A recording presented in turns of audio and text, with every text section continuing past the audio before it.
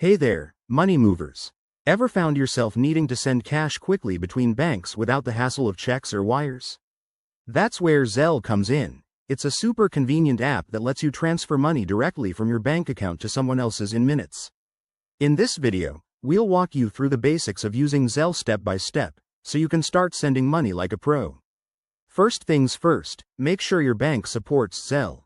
Most major banks like Bank of America, Chase, or Wells Fargo do, but it's always a good idea to check your bank's app or website. If it does, you'll need to enroll. Download the Zelle app from your phone's app store or access it through your bank's mobile app. Once you're in, sign up using your email address or phone number that's linked to your bank account. Zelle will verify it quickly to ensure everything's secure. Now, let's get to the fun part, sending money. Open the app and add your recipient's contact info. You can search for them by their email or phone number if they're already enrolled in Zelle. Double check that it's the right person to avoid any mishaps.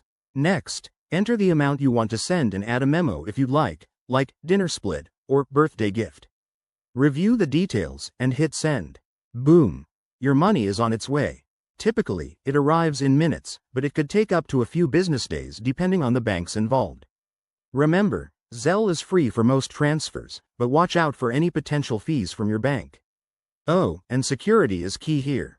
Always use a strong password, enable two-factor authentication, and never share your login details. If you're receiving money, it's just as easy. Just make sure your enrolled email or phone number matches the sender's info.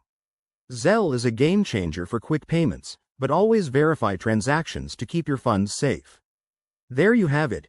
Using Zelle is straightforward and can save you tons of time. Give it a try for your next money transfer and wave goodbye to old school methods. If you found this helpful, hit that like button and subscribe for more finance tips. Thanks for watching, and see you next time.